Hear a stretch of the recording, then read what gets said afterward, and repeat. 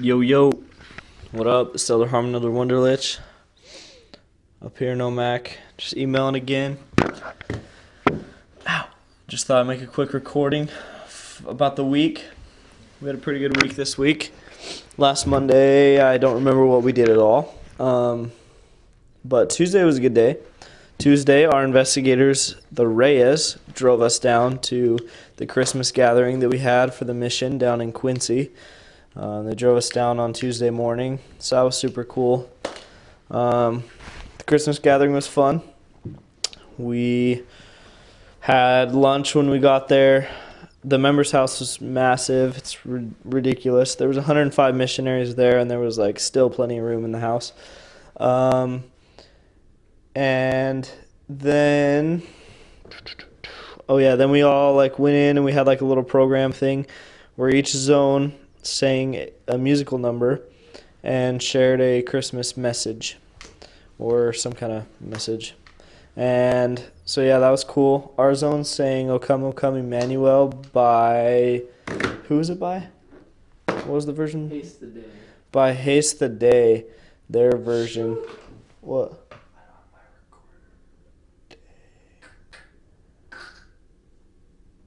That sucks. Anyway, so we did their version. It's pretty cool. Elder Wonderlich played it on the guitar, and we all sang. It was pretty sick. It was pretty awesome.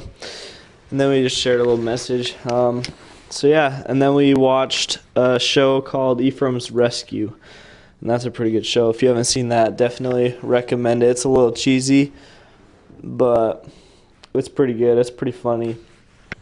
All the missionaries were dying. Some of the stuff in there is just it's pretty funny. You should just watch it. But then, that night, then we had a member drive us back home. He picked us up with his wife down in Quincy, which is 2 hours away. Then we drove back home. And then Wednesday. What did we do Wednesday? Wednesday we had district council and exchanges with the elders in Orville. They just came down to our area. We just blitzed our area because their area is almost an hour away. So we didn't want to waste a bunch of miles on our cars to go back and forth. So they just stayed down here because they were down here for district council anyway. So we had exchanges down here in our area. That was fun. And then, on Wednesday we talked to this lady. We were tracting me and Elder Dalton, and he's our district leader. Well, our old one, because we're getting a new one on Wednesday because Elder Dalton got transferred. Anyway, so we were tracting, and we talked to this lady whose house, when we went onto this street, and there was a fire truck and stuff parked in this alley, and we were what the heck, but we just drove by, and then we went up the street and started tracting. Then when we got down to the bottom of the street, the trucks were gone, and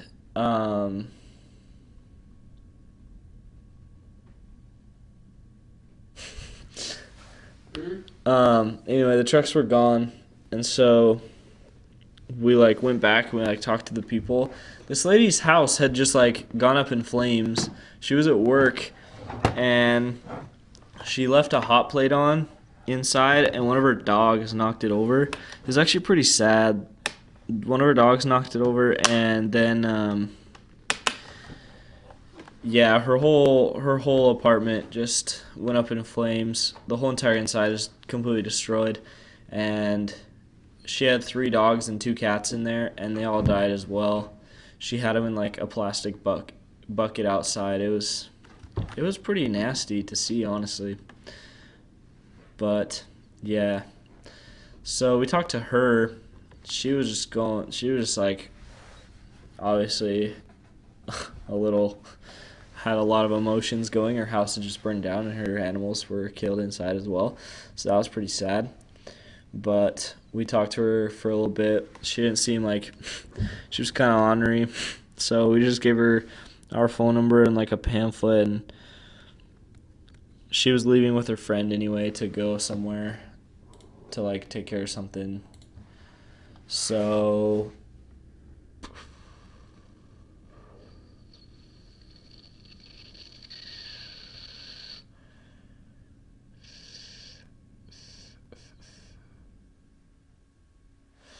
yeah, what was I saying? Oh yeah, so we talked to her, then we just left. And then, yeah, so exchanges were good Wednesday. Thursday, we had to go down to Brewster to the South District's District Council. That was pretty good. Then we came home, did leadership planning. Oh, man. Did leadership planning and stuff. Oh, wow, okay. And then, I don't remember what else we did. Probably some other stuff. And then Friday we did weekly planning. What the heck? That's weird.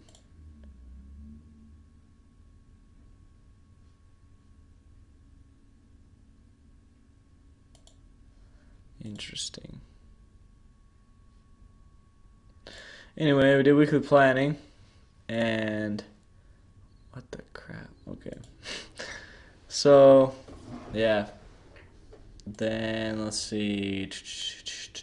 Weekly planning takes forever. I hate it, but it's good, so we have to do it. Man, I'm so distracted right now. Okay. Oh yeah. Dang, dude, my nephew's so cute. Look at this dude.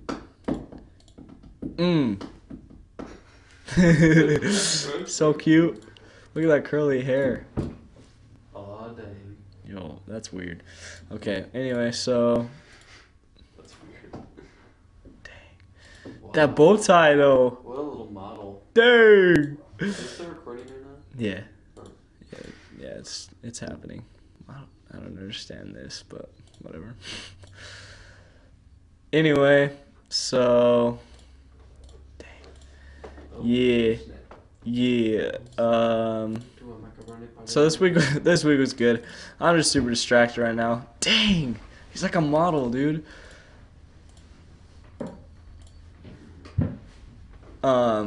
Yeah. So then Saturday. What happened Saturday, Elder? Oh, just a side note. It's freezing up here. Yeah, that's it. That's the whole side note. I don't remember anything. Oh, Friday we had a lesson with the Reyes. That was good.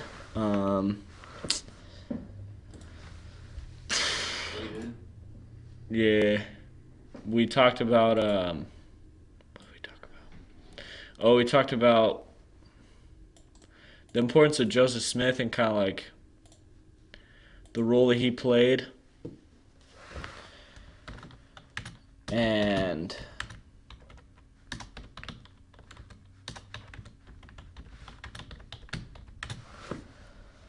kind of like the importance of, I don't know, like all the things that all the people went through so that we would be able to have the Book of Mormon today. And we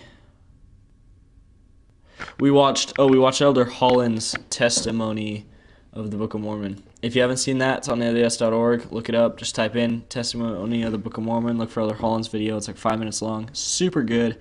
His testimony is like crazy. But yeah, you should just go ahead and watch that like ASAP. But yeah, so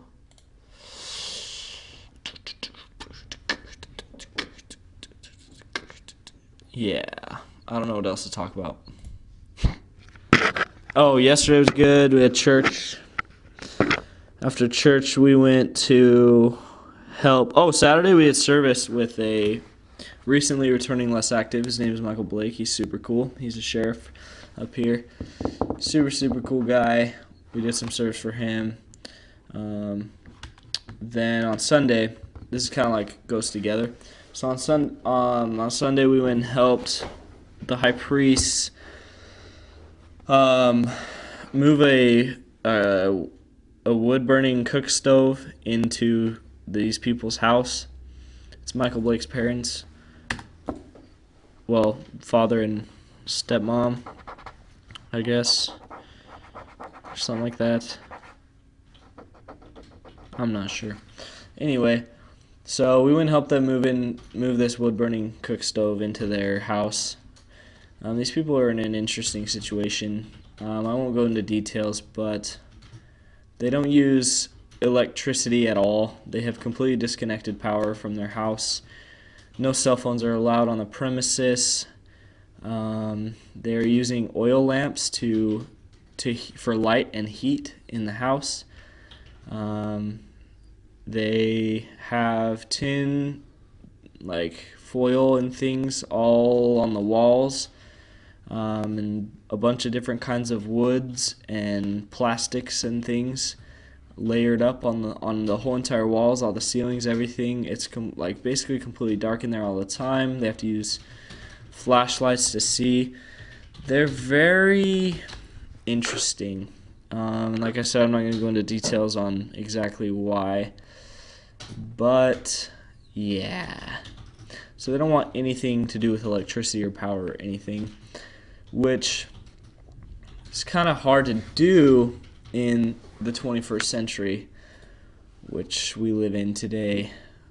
Kind of hard to understand why. Apparently there's some health things that those things cause the wife to have problems. No one believes it. Everyone believes it's not caused by electricity and things. Everyone in the world believes that it's just